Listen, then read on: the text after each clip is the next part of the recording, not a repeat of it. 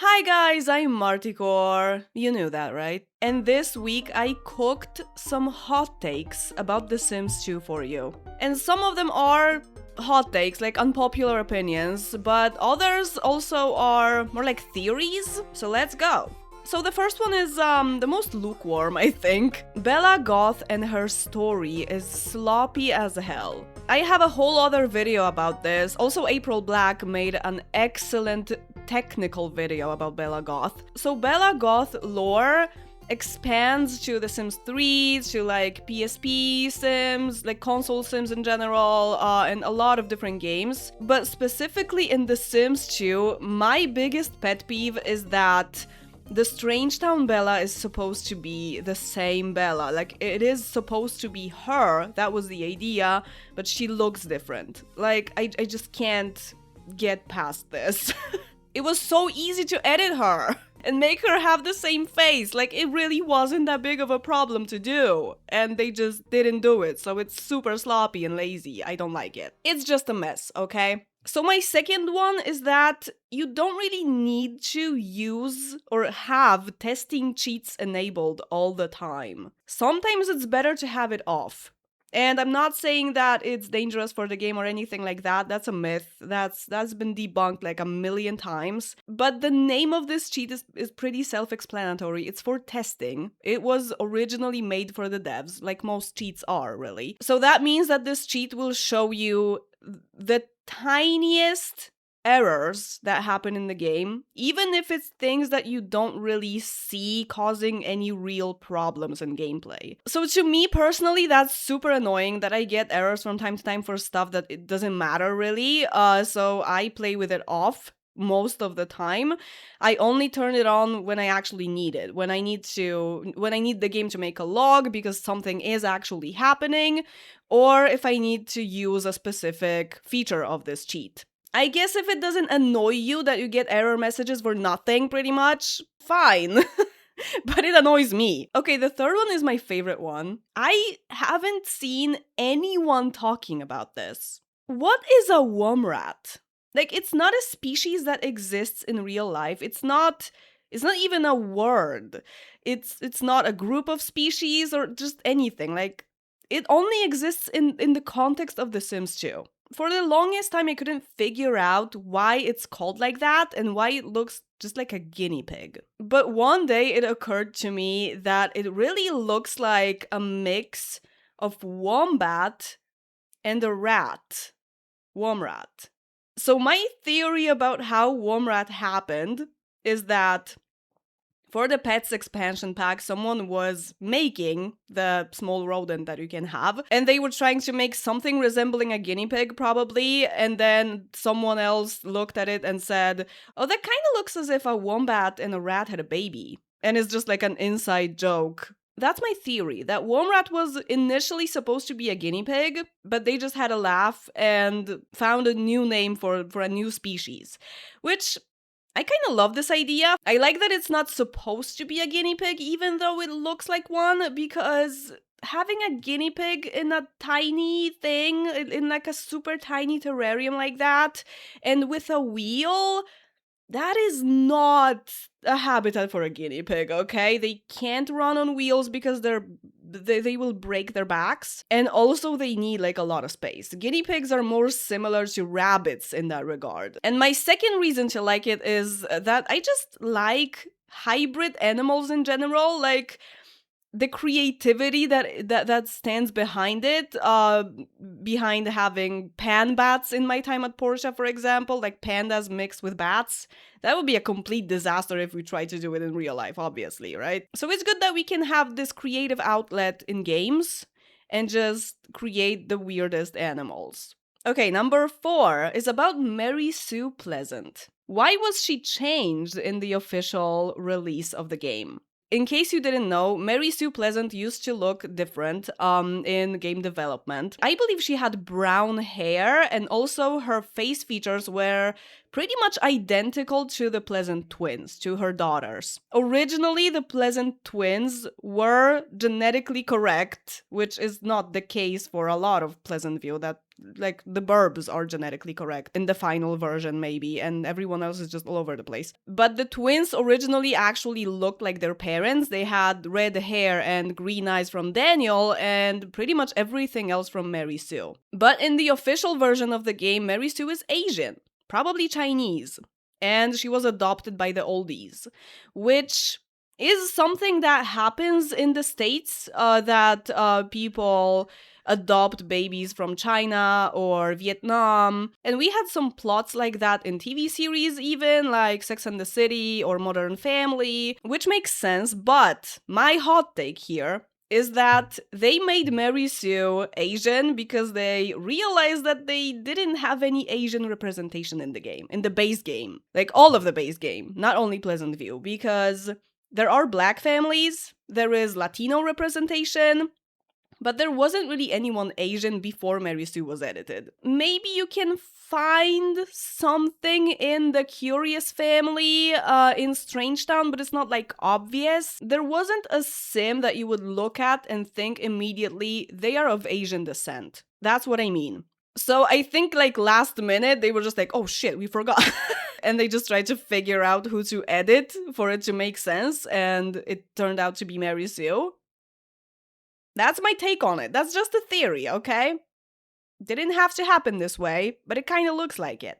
And also there is something kind of ironic about Mary Sue. She is kind of a workaholic and like very ambitious.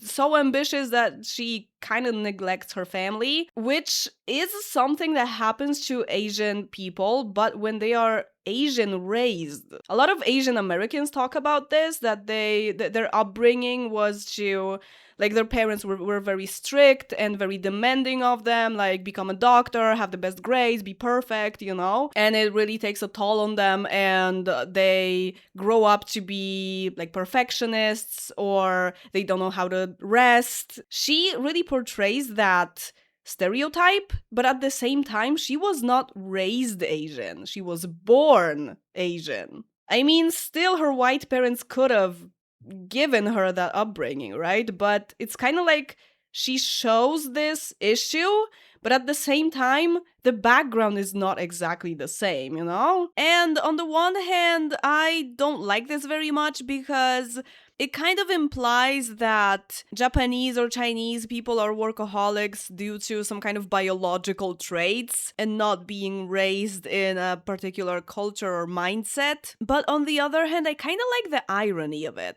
Number 5 is also about an Asian family. So there's the Kim family in the Lots and Houses bin, right? And I even have a theory about them. Yeah, that's right. Because when you play this family, you may notice that Justin was not adopted based on their memories, but he doesn't really look like his parents. The family probably has a Korean last name, and Justin does look Korean. Like, he has the 10th template, he has gray eyes, but, like, fine. His face features really look Korean. So because the parents, Robert and Cynthia, are supposed to be actors, or like former actors or whatever, this is supposed to be like a family that had a show. I think this might be a reference to the University Pack. Because in the University Pack, we have the show business career, and the reward in the show business career is plastic surgery, the plastic surgery machine. So since Robert and Cynthia look kind of like in canon, they have the second face template, like the base face, edited a little bit. They have very big eyes, especially Cynthia. My take on it is that they had plastic surgery to fit in beauty standards, like general beauty standards. They wanted to look more Caucasian or something. Like this is kind of bleak. Okay? Sorry I didn't warn you. It's kind of bleak. But I think they might have originally looked more like Justin, and since they are actors, they were very famous apparently, and the acting career and plastic surgery are very intertwined in the University Pack. I think that was the idea, that was the suggestion, that they actually had plastic surgery. But the Pets expansion pack doesn't have it, so they couldn't actually have a different genetic face. It's just like a quirk. Because if you make them have more babies, the babies will look like their post-surgery face, right? It wasn't technically possible to do it without the university pack. So that's just my theory of why the Kim parents don't look like the Kim kid and why their last name is Kim. Okay, something less bleak now. Number 6 is something that I've already talked about in one of Kreuza Sims videos where we collabed. I think pre-made townies, like the ones in the base neighborhoods, were not pre-made, they were pre-generated. It's as if the devs just used the townie maker or some kind of tool like that to make a certain number of kids, teens, and adults, and the game just generated them. And I assume that based on the fact that no one has makeup, no one has any facial hair or accessories, and sometimes their clothing is not exactly matched. And let's not forget that their names are so obviously from the name generator, from the townie name pool. Plus, some of the names tend to repeat, and also face templates repeat. A few face templates were not used at all for townies, when others repeated like 4 times in one neighborhood. To me, that really looks like the quirks of a randomizer. It also makes the base townies fit in with whatever the game generates later on. They don't look different from them. But, like the garden members, the social group sims, the townies with function from expansion packs, they have accessories, makeup, and stuff like that, right? So those, maybe they were generated because they have face templates, but maybe they were edited by the devs to like bring more variety, for them to look a certain way, especially the social group sims. But the basic townies, like the ones from Pleasant View, Strange Town, Veronaville, River Blossom Hills, whatever, the 30 townies that you get attached to every pre-made neighborhood, they were probably pre-generated. I am pretty sure that they were not made in CAS. Okay, and the last one is probably the hottest. And this is something that a lot of people will not agree with me on. I am perfectly aware of that, and it's okay. You have a romance sim, and this romance sim goes on a date. If they don't have any secondary aspiration, this is the only situation where they can roll a want to get married or engaged to another person. And I think this is an oversight, because romance sims normally only get fears about this. First of all, the stupidest thing about this is that romance sims often have many love interests. So when they are on a date with sim A, they can have like 4 marriage wants about sim B, C, D, and E. Not even about the sim that they're on a date with. So how does that make sense? How does that make sense to interpret it as, oh, it's just their love of their life or whatever? Sorry, but I just don't see it. I think it was a mistake. They forgot to block it for romance sims. That's it. It's not that deep. But yeah, romance sims can get 4 marriage wants and 3 marriage fears, and like it's just a little too much sometimes, right? The majority of the time I just ignore those wants. Sometimes I will use them for plot, but most of the time I assume that they were not supposed to be there. So these are the 7 hot takes about The Sims 2 I had for you today. You can share yours in the comments. If you've ever had the same idea for the Womrat, please let me know. I even started calling it Womszczur in Polish because I translated it, even though it is called a chinchilla in the Polish version. Oh, tell me what it would be called in your language if English is not your first. I'd love that. And as always, thank you very much for watching this video, and see you in the next one. Bye!